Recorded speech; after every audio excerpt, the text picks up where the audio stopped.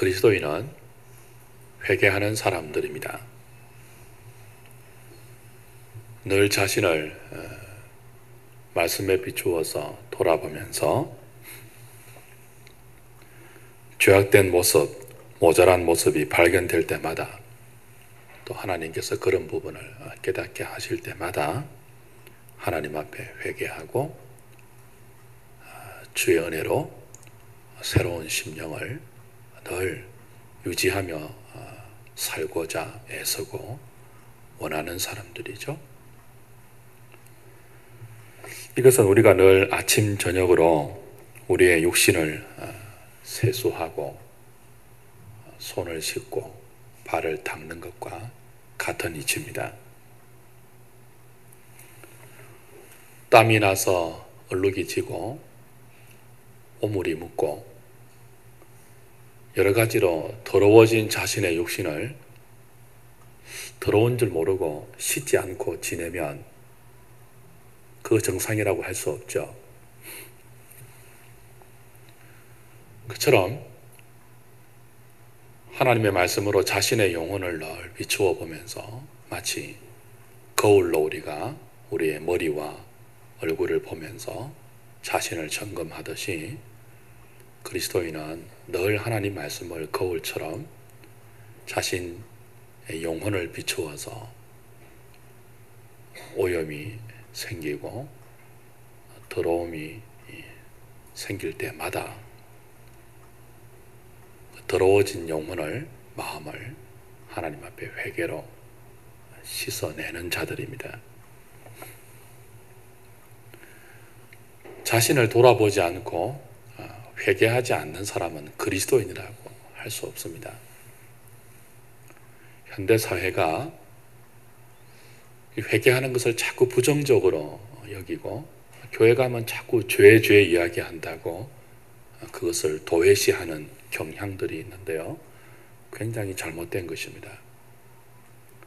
그리스도인은 어떤 사람들이라고요? 늘 회개하는 사람들이에요. 마치 무엇처럼요? 우리가 아침 저녁으로 우리 자신을 씻듯이.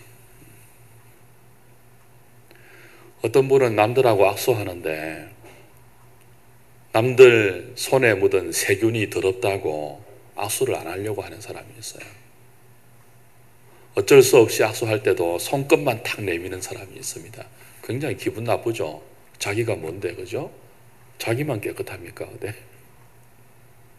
근데 이 사람이 자신의 영혼을 그렇게 늘 점검한다면 얼마나 좋겠습니까?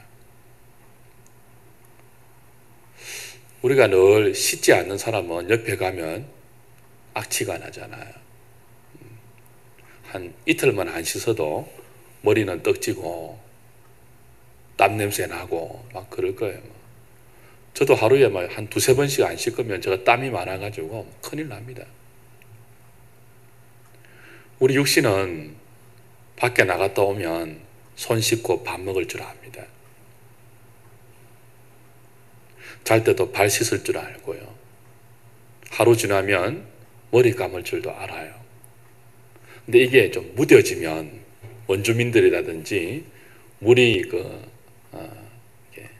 드문 물이 이렇게 귀한 지역에서 사는 사람들은 안 씻는 것이 버릇이 되면 뭐예요? 그냥 습관이 되어서 삽니다. 우리 영혼도 그래요. 늘 하나님 앞에 자신의 영혼을 말씀의 거울로 비추어 보면서 조금만 오물이 묻고 그래서 하나님의 은혜가 느껴지지 아니하고 영혼이 둔감해지고 영혼이 더러워진다고 느끼는 사람은 그때 하나님 앞에 죄를 회개하고 용서를 구하고 하나님의 은혜를 구합니다. 근데 이걸 안 하고 자꾸 이렇게 쌓아두다 보면 버릇이 되어요. 씻는 것도 한 이틀 사흘 안 씻으면요, 한 일주일 안 씻으면 이제는 익숙해져서, 그죠? 얼마나 편한지 모릅니다. 그처럼 회개도 자꾸 안 하고 묵혀두기 시작하면요, 분명히 자신의 영혼은 더러워지고 때가 덕지덕지 끼이고 그런데도 불구하고 잘 느끼지를 못해요. 육신을 안 씻으면 냄새가 나는 것처럼 자기 영혼에 악취가 나는데도 자기가 모르고 그냥 익숙한 채로 그걸 향기로 느끼면서 살아갈 수 있는 거죠. 그래서 우리가 늘 애통하는 자들이고 회개하는 자들인데, 문제는 우리가 어떻게 이렇게 우리의 영혼을 늘 하나님 앞에 회개하면서 살 수 있는가라고 할 때 어떤 마음으로 회개해야 되고 또 어떤 내용으로 회개해야 하는지를 살필 필요가 있어요. 바르게 해야 되니까요. 그래서 시편 51편을 우리가 좀 몇 주 동안 보려고 합니다. 지난주에 이어서 시편 51편은 그 가장 위대한 시편으로 불리워지고 있죠. 위대한 7개의 참회시가 시편 150편 가운데 있는데요. 그 7개의 유명한 참회시 중에도 이 51편은 가장 잘 알려진 그리고 가장 유명한 참회시입니다. 회개의 교과서라고 할 수 있죠. 그래서 우리가 회개할 때 회개의 교과서라고 불리워지는 시편 51편의 내용과 그 자세대로 우리들을 돌아보고 하나님 앞에 우리의 영혼을 날마다 그렇게 씻어가는 것이 굉장히 중요합니다.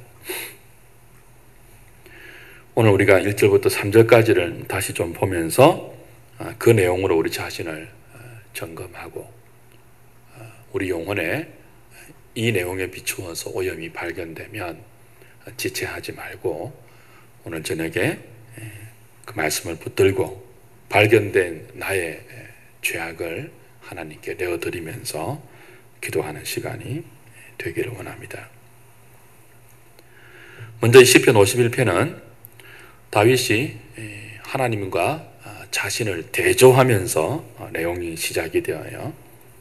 1절에 보시면 하나님이 여라고 하나님을 부르면서 하나님의 은총과 주의 인자와 은혜와 주의 많은 긍휼을 언급합니다.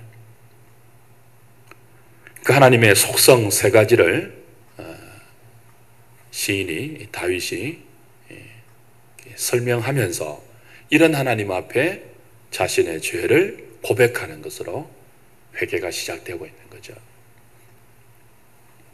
우리가 회개할 때 누구한테 하는 것입니까? 하나님 앞에 하는 거죠. 그러니까 하나님 앞에 회개할 때 하나님이 어떤 분인지를 알고 하는 게 중요한 거예요. 회개는 하나님의 성품 중에도 무엇에 근거해서 해야 합니까? 오늘 이 다윗이 1절과 2절에서 하나님의 무엇을 지금 의지하고 있죠? 하나님이요 주의 무엇을 따라요? 인자를 따라. 이게 인자는 구약에서 가장 많이 나오는 헤세드라는 단어입니다. 한이 없는 사랑, 영원한 사랑, 그런 뜻이에요. 그 다음에 내게 은혜를 베푸사, 은총을, 은혜를, 한없는 은총을 떠올리고 있죠. 그리고 많은 긍휼을 다윗은 하나님의 성품으로 의지하면서 자신의 죄를 그런 하나님께 아뢰고 있는 것입니다.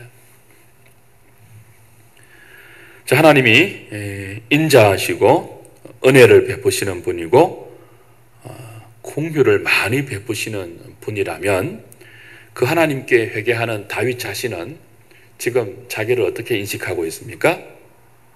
내 죄악을 지워주소서라고 1절 후반부에 하죠. 여기 죄악이라는 단어, 또 2절에도 나의 죄악을 이라고 말하는데 이 죄악이라는 단어는 엄밀히 분석하면 반역죄라는 그런 단어예요. 자신이 하나님께 반역죄를 저지른 죄인임을 인식하고 있어요. 그 다음에 또 어떻게 자기를 봅니까? 죄가를 안다 그랬죠. 2절 후반부에는 나의 죄를 깨끗이 제하소서라고 되어 있고 3절에는 물은 나는 내 죄가를 안다라고 했습니다. 그러니까 다윗이 인자하시고 은혜로우시고 긍휼이 많은 하나님 앞에 자기를 고백할 때 역시 세 가지 성품으로 자기를 고백해요. 하나는 반역죄를 지은 자기, 또 하나는요 죄가 있는 자기, 또 하나는요 죄가가 있는 자기. 우리말 번역에는 뭐 비슷비슷하게 번역해놨지만 정확하게 번역하면 죄, 반역죄, 죄가, 죄 그렇게 번역할 수 있습니다. 하나님은요 인자하신 분, 은혜로우신 분, 긍휼이 많으신 분. 그 앞에서 회개하는 자신은요 반역죄를 저지른 죄인, 죄가가 있는 죄인, 죄를 지은 범죄한 죄인, 이렇게 세 가지로 자기를 죄된 본성으로 표현하고 있어요. 무슨 뜻입니까? 철저하게 죄인이라는 거죠. 바닥부터 머리까지 죄로 뒤덮여진 존재가 바로 자신이라는 그런 고백을 합니다. 나단 선지자가 당신이 죽을 사람입니다 라고 지적하기 전에 다윗은 이런 자신을 깨닫지 못했어요. 마치 거울로 우리가 더럽혀진 우리의 얼굴을 보기 전에는 옷매무새를 가다듬지 못하는 것처럼 하나님께서 보내신 나단 선지자를 통해서 성령의 책망을 받았을 때 그 하나님 앞에서 자신의 모습을 보니까 자기가 어떻다고요? 반역죄를 저지른 죄가가 있는, 그리고 지금도 죄를 짓고 있는, 머리부터 발끝까지 철저하게 죄인인 것을 깨닫고 있는 것입니다. 그래서 이 세 가지가 부딪히고 있어요. 반역죄를 지은, 죄가가 있는, 지금도 죄를 짓고 있는 죄인인 내가 이대로 있으면 뭐예요? 죽을 수밖에 없어요. 머리부터 발끝까지 뭐예요? 반역죄와 죄가와 죄로 똘똘 뭉쳐져 있는, 이대로 자신이 하나님 앞에 있다면 가망이 없다는 것을 깨닫고 있는 거죠. 그래서 이 다윗은 그런 세 가지의 죄로 자신이 오염되어 있는 비참한 악취나는 자신의 영혼과 자기 자신을 하나님께 올려드리는데, 내어 던지는데 역시 하나님을 세 가지의 성품을 가진 자로 의지하면서 나아가요. 어떻게 해요? 반역죄와 죄가와 죄인인 내가 인자하시고 은혜로우시고 긍휼이 많은 하나님 앞에 용서를 구한다는 거예요. 나는 이렇게 철저하게 뭉개지고 더럽혀지고 가망이 없고 너무나 냄새가 나고 비참한 그런 존재이지만, 소망이 없지만, 그러나 하나님은 이런 나를 용서하실 수 있고 새롭게 하실 수 있고 깨끗하게 할 수 있는 분임을 믿으며 그 하나님을 신뢰하면서 하나님이여 라고 부르고 회개를 시작하는 거예요. 그러니까 회개는 하나님에 대한 믿음으로 출발하는 것입니다. 어떤 믿음이에요? 내가 이렇게 문제가 많지만, 내가 이렇게 죽을 존재이지만, 내가 이렇게 소망이 없지만 하나님은요 인자하심과 은총과 많은 긍휼로 이런 나를 완전히 새롭게 할 수 있는 분임을 다윗은 믿고 그 하나님을 신뢰하고 그 하나님을 의지하면서 그 하나님 앞에 믿음으로 이런 자기, 어떤 자기예요? 반역죄와 죄가와 죄로 똘똘 뭉쳐진 자기를 하나님 앞에 던지고 있는 것입니다. 처리해 주십시오. 우리 지난주에 배웠죠? 또 하나는 뭐라고요? 빨래해 주십시오. 나의 죄를 지워 주십시오. 빨래해 주십시오. 제거해 주십시오. 요청하고 있는 거예요. 간구하고 있는 거죠.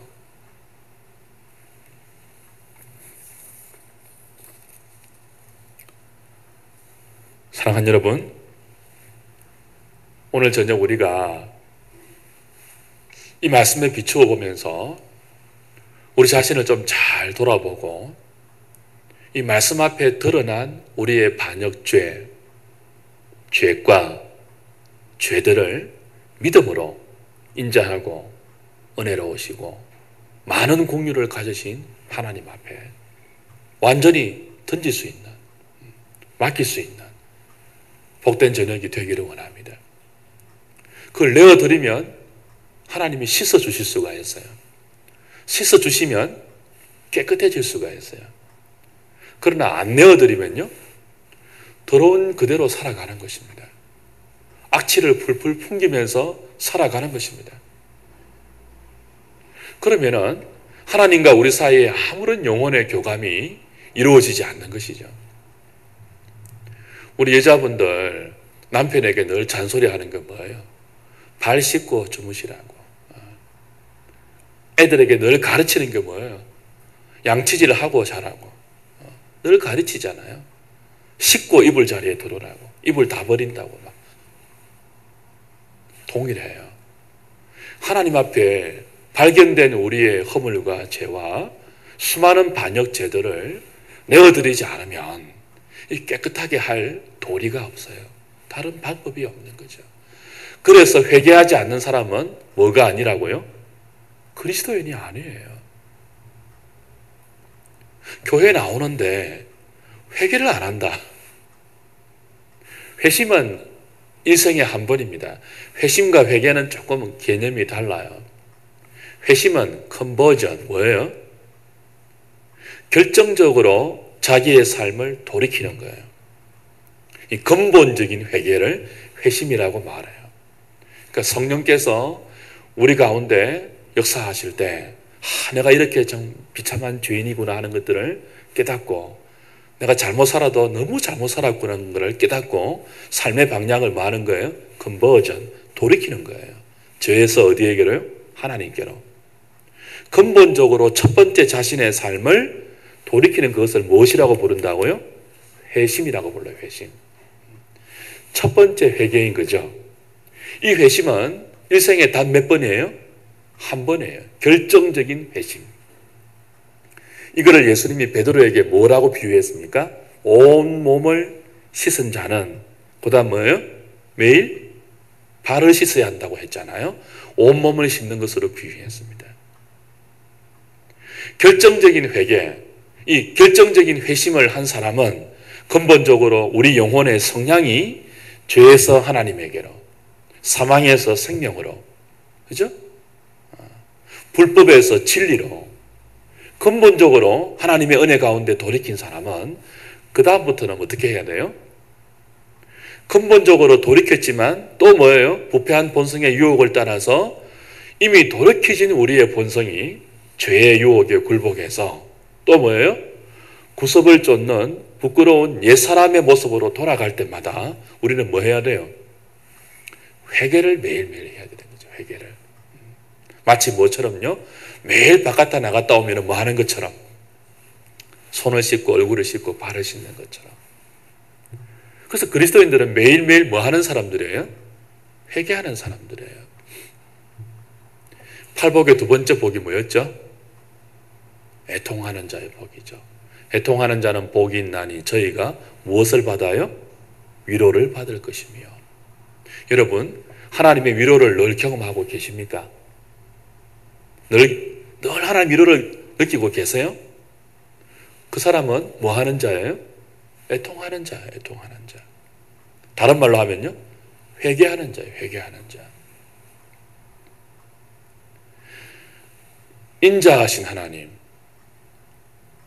은혜로우신 하나님, 긍휼이 많으신 하나님 앞에 자신의 더러움과 자신의 죄를 인정하면서 늘 회개하는 자를 하나님은 용서하실 뿐 아니고 뭐예요? 위로해 주십니다. 그래서 이 회개를 안 하는 사람은 무엇이라고 볼 수 없다고요? 그리스도인이라고 볼 수가 없어요. 이런 관점에서 여러분 한번 돌아보십시오. 여러분 매일 회개하고 계십니까? 요즘은 어떤 기독교가 되어가고 있다고요? 목사가 교회 가면 매일 회개 이야기 한다고. 회개 이야기 좀 하지 말라고. 스스로 자기가 그리스도인이 아니라고 스스로 떠벌리고 다니는 거예요. 교회에서 회개 이야기 안 하면 무슨 이야기 합니까 도대체?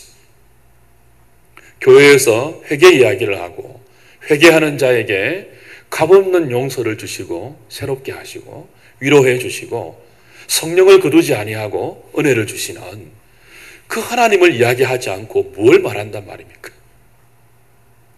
회개에 대해서 듣기 싫어하는 사람들, 회개에 대해서 진저리 치는 사람들, 그 사람은 하나님도 그 사람에 대해서 진저리 쳐요. 그리스도인은 어떤 사람이라고요? 늘 회개하는 사람이에요. 늘 애통하는 사람이에요. 늘 우는 사람이에요.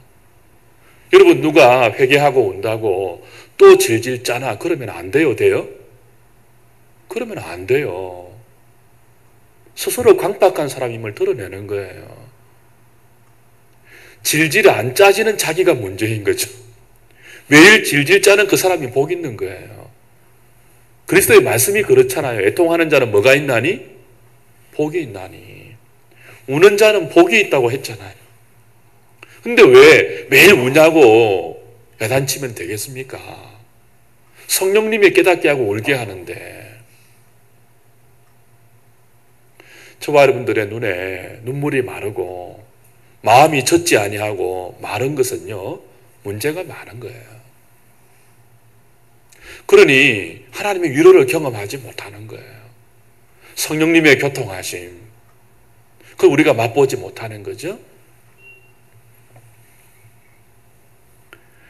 회개는 하나님을 향한 믿음과 그 하나님의 사랑과 은총과 무한하신 국밀하심에 자기를 완전히 던지는 것으로 출발합니다. 오늘 이 하나님의 은혜 바다 가운데 풍성하신 긍휼의 사막 가운데 무한하신 인자하심 가운데 우리 자신이 어떻게 발견되든지 간에 완전히 내어드리면서 하나님의 처분을 기다리는 복된 저녁이 되기를 바랍니다. 그렇다면 우리가 이렇게 하나님 앞에 자기를 완전히 내어드릴 때 무엇을 기다려야 합니까? 하나님 우리를 어떻게 다루어 주시기를 기대해야 할까요? 인자하신 하나님, 은혜로우신 하나님, 긍휼이 많으신 하나님 앞에 우리 자신의 반역죄와 죄가와 죄를 인정하면서 내어드릴 때 이것을 기대해야 돼요. 오늘 다윗은 세 가지를 하나님께 간청하고 있습니다. 하나님, 반역죄와 죄가와 죄로 똘똘 뭉쳐진 나를 이렇게 좀 처분해 주십시오라고 세 가지를 청구하죠. 1절 후반부에서는요. 뭐라고 말해요? 내 죄악을 어떻게 해달라고요? 지워달라고 하나님의 처리를 요청하고 있습니다. 2절에는요. 나의 죄악을 맑게 씻어달라고. 지난주에는 이 뜻이 뭐라고 했죠? 세탁해달라고, 빨래해달라고 요청하고 있어요. 그리고 2절 후반부에는요. 나의 죄를 깨끗이 제하여 주옵소서. 지워주십시오. 빨래해 주십시오. 제거해 주십시오. 그렇게 하나님의 처분을 요청하고 기다리고 있습니다. 일단 여기서 우리는 3절에 나와 있는 것처럼 이렇게 하나님 앞에 하나님 내 죄악을 지워주시고 내 죄악을 빨래해 주시고 나의 죄를 깨끗게 제하여 주십시오. 하나님의 인자로 그렇게 해주시고 은총으로 그렇게 해주시고 많은 긍휼로 그렇게 해주십시오 라고 요청할 수 있는 전제 조건이 있죠. 그게 뭐예요? 자신의 죄를 알 때예요. 거울을 보고 내가 이렇게 오물이 많이 묻었구나, 참 더러워졌구나 하는 것을 알 때 뭐예요? 목욕탕에 가서 씻는 거잖아요. 모르면 안 씻죠. 얼굴에 무엇이 묻고 머리가 어떻게 되어 있고 그걸 보고 알 때 뭐예요? 가서 씻는 것처럼 회개는 우리 자신이 하나님 앞에서 어떤 상태인지를 깨닫는 것부터 시작하는 것입니다. 그래서 3절에 다윗은 물은 나는 내 죄가를 뭐 한다고 했어요? 아오니라고 했어요. 물은 나는 내 죄가를 압니다. 주 안에 사랑하는 여러분, 회개는 자신의 죄가를 아는 것으로부터 시작하는 것입니다. 여기 안다는 말은 야다라는 히브리 단어인데요. 기억나십니까? 인류 최초의 살인자가 누구예요? 가인이죠? 누구를 죽였습니까? 아벨을 죽였어요. 하나님이 이 가인에게 회개할 기회를 주시려고 물었습니다. 어떻게 물었죠? 네 아우가 어디 있느냐라고 물었어요. 그때 가인이 하나님께 대답한 답변이 뭡니까? 내가 내 아우를 지키는 자니까 나는 모릅니다. 나는 알지 못합니다. 그랬어요. 여기 알지 못한다 라고 할 때 단어가 야다라는 똑같은 단어입니다. 다윗은 하나님께 회개할 때 어떻게 했다고요? 나는 내 죄가를 야다, 압니다 그랬어요. 근데 가인은요, 하나님이 회개할 기회를 주시기 위해서 네 아우가 어디 있느냐라고 물었을 때 똑같은 단어로 나는 알지 못합니다라고 옳은 척 했습니다. 시침이 됐어요. 여기서부터 회개를 얻는 생명과 영원한 사망의 자기를 던지는 저주가 갈라지는 것입니다. 생명과 사망의 갈림길은 자신의 죄가를 안다고 인정하는 것과 그걸 시침이 떼고 모른 척하고 부정하는 것으로 갈려진다는 거예요.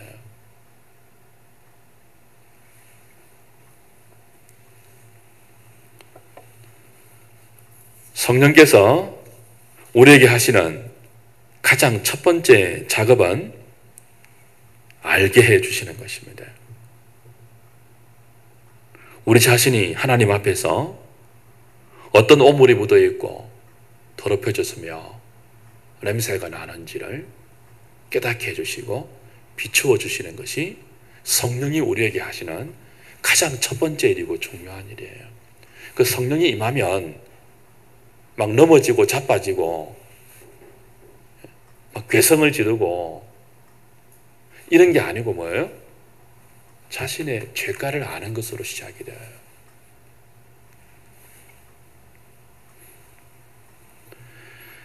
하나님은 자신의 죄를 인정하고 하나님 앞에 남아서 하나님의 은혜를 의지하고 인자를 의지하고 많은 공유를 의지하면서 자신의 죄를 지워달라고 요청하고 자신의 죄가를 빨래해달라고 부르짖고 자신의 죄를 깨끗이 제하여 달라고 간구하는 자를 절대로 외면하지 않습니다.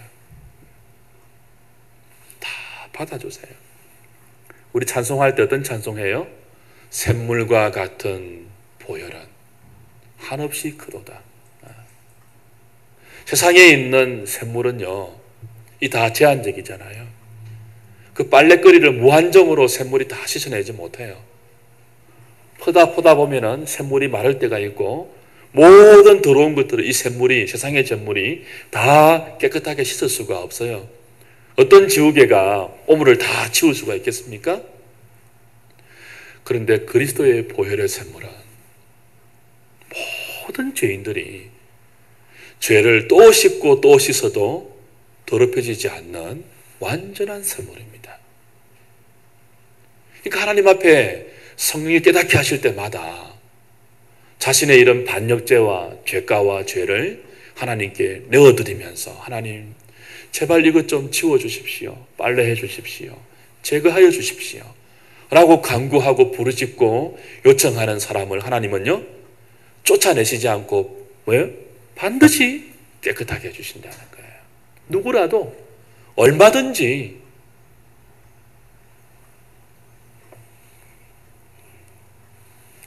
그러나 인정하지 않고 나는 모릅니다. 내가 어떻게 압니까?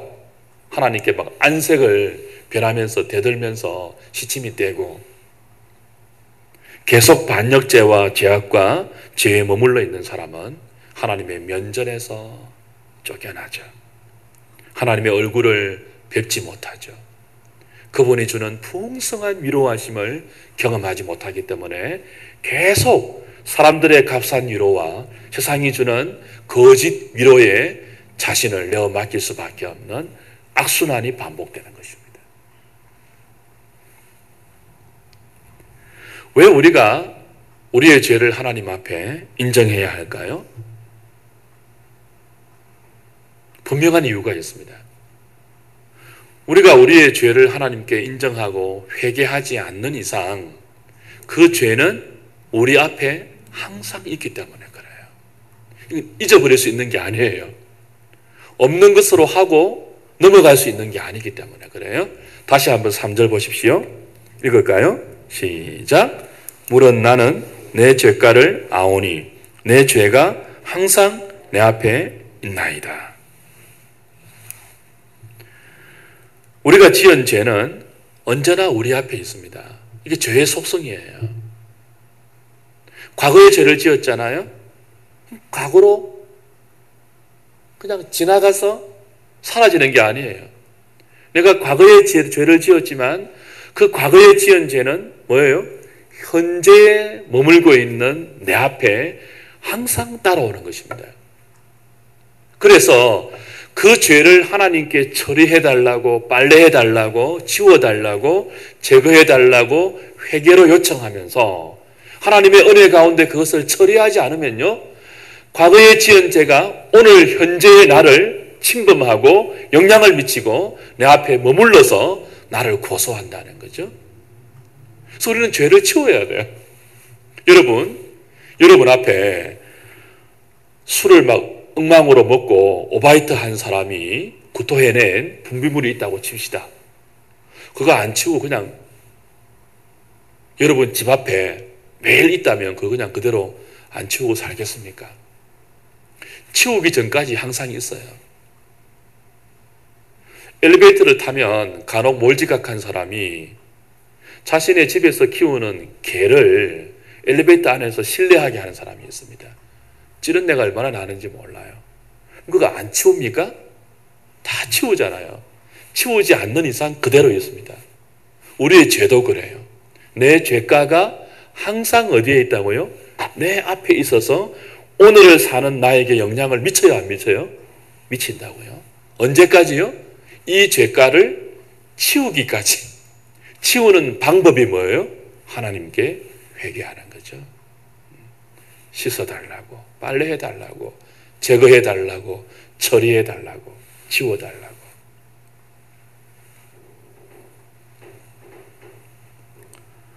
그래서 회개하지 않는 죄는 심각하게 우리의 영혼과 우리의 삶에 영향을 미치는 것입니다. 자기가 모른다 할지라도 영향을 미쳐요. 그러니까 회개하지 않는 그리스도인은 굉장히 뻔뻔한 사람들이에요. 저는 우리 엘리베이터에서 매일 자기 개에 쉬하게 만들고, 정상적인 양심이 있는 사람은 자기가 닦아야 될 거 아니에요? 밑에 걸레 갖고 와가지고. 근데 그냥 갑니다, 그냥. 얼마나 찌른내가 진동을 해요? 꼭 한 만나면 한번 이야기해 주고 싶어요, 그냥. 요즘은 이 카메라 좀 달아놔서 좀 덜 하던데요, 그죠? 그러니까 우리가 회개하지 않으면요, 자기는 모를지 모르겠지만 뭐예요? 악취가 난다니까요. 영혼의 악취가 나요. 많은 사람을 괴롭게 하는 거예요. 자기는 그냥 무감각하니까 살아갈지 모르겠지만 수많은 사람이 괴로운 거예요. 그래서 회개는 늘 우리가 해야 하는 영혼의 거룩한 작업이죠. 다윗은 시편 69편 5절에서 내 죄가 당신 앞에서 숨기질 수 없습니다 라고 탄식도 했습니다. 그러니까 하나님 앞에서 회개하고 하나님이 처리해 주실 때까지는 내 죄가가 항상 내 앞에 있고 숨겨질 수 없고 그 죄가 내 삶에 영향을 미치고 많은 사람들에게 영향을 동시에 미친다는 거죠. 다윗이 그렇게 자신의 죄가를 인정하고 하나님께 처리해 달라고 간구할 때 다윗은 언제나 1인칭으로 자신의 죄를 고백합니다. 1절 다시 보십시오. 하나님이여 주의 인자를 따라 내게 은혜를 베푸시며 주의 많은 공의를 따라 그 다음에 뭐가 나와요? 내 죄악을 지워 주소서. 2절은요. 나의 죄악을 맑게 씻으시며 나의 죄를 깨끗이 제하소서. 3절에는요. 무릇 나는 내 죄가를 아오니 내 죄가 항상 내 앞에 있나이다. 전부 1인칭이에요. 나의 죄, 내 죄가, 내가 죄를 지었습니다. 나의, 나, 내, 전부 1인칭이에요. 다윗은 하나님 앞에 회개할 때 다른 사람은 나보다 더 심한 죄를 짓는데요. 그렇게 하지 않습니다. 다윗은 하나님의 은혜와 인자와 많은 국민을 의지해서 자신의 죄를 씻겨달라고 간구할 때 이건 관행인데요, 주님. 변명하지 않습니다. 세상이 다 하는 관행이라고 세상의 부패함에 자신의 죄를 희석시키지 않아요. 모르고 지었습니다라고 우기지도 않습니다. 나 몰랐습니다, 하나님. 우기지 않아요. 어쩔 수 없었습니다라고 상황윤리를 내세워서 그렇게 하나님 앞에 변명하지도 않습니다. 내가 했습니다, 하나님. 내가 하나님 앞에 반역을 저질렀습니다. 살아계신 하나님 앞에 하나님의 뜻을 거스르는 쿠데타를 했습니다. 1절, 2절에 나오는 죄악이라는 죄가라는 단어가 뜻이 뭐라고요? 반역죄라는 뜻이라고 했죠. 반역죄는 적결 심판입니다. 구약의 윤리법을 보면요. 하나님 앞에 그분의 주권을 거스르는 죄는 적결 심판이었어요. 돌로 쳐 죽였습니다. 그걸 자신이 하나님의 반역죄를 저질렀다고 내가 했다고 인정하고 있죠. 내가 죄악을 행했습니다. 내가 죄를 지었습니다. 다들 그런데요, 하나님. 세상에 죄 안 짓는 사람이 있습니까? 하나님 이건요. 오래전부터 그렇게 해온 것 아시죠? 그렇게 하지 않습니다. 철저하게. 우리가 참된 회개를 원한다면 다른 사람 거론하지 말아야 돼요. 내 영혼의 상태가 말씀의 거울에 비추어서 정말 하나님이 씻어주어야 할 그런 상태인지를 자각한다면 언제나 2인칭, 3인칭을 거론하기 전에 하나님 앞에 1인칭인 자기 자신을 거론하면서 자기를 던져야 돼요. 자기를. 그리고 나서 나중에 공동체도 하나님께 내어드리고 자식도 드리고 남편도 드리고 아내도 드리고 하는 거죠. 오늘 이 저녁에 다른 거 생각하지 말고 우리 자신의 영혼을 좀 보면서 하나님 앞에 하나님 이것 좀 제거해 주시고 좀 빨래해 주시고 지워주시기를 바랍니다. 여러분이 하나님의 위로하심을 경험하지 못하고 있다면 하나님의 많은 인자와 한없는 은총과 풍성한 공유를 여러분의 영혼과 여러분의 삶에서 경험하지 못한다면 다른 데서 원인을 찾지 말고 내가 지금 회개하지 않는 삶을 살고 있다는 것을 깨닫고 저에게 그 은혜를 구해야 되는 것입니다. 여러분 회개하는 삶을 지금 살고 계십니까? 아니면 어떻게 매일 회개하나 한 번씩 모아서 하면 되지. 우리 과거에는 그랬잖아요. 제가 어릴 때 초등학교 다닐 때는 목욕탕 딱 1년에 2번 갔습니다. 언제요? 추석하고 설날 때. 요즘은요 매일매일 애들 샤워하잖아요. 매일매일. 관리비 나올 때 보면 수도세가 얼마나 많이 나오는지 몰라요. 씻어대니까. 왜 그래요? 매일 씻는 사람은 안 씻으면은요 못 견딥니다. 근데 안 씻기를 자꾸 하면요 얼마든지 안 씻고도 삽니다. 회개도 그와 같은 것이에요. 매일매일 우리의 영혼을 하나님께 인정하고 씻어드리면요 매일매일 회개합니다. 여러분 매일 회개하는 것은 이상한 것이 아니죠. 정상적인 거죠. 만약 그런 삶이 아니라면 우리가 이상한 거예요. 그래서 오늘 이 저녁에 하나님 다시 한번 우리가 다윗이 회개한 것처럼 그렇게 회개하는 삶의 중요성을 깨닫고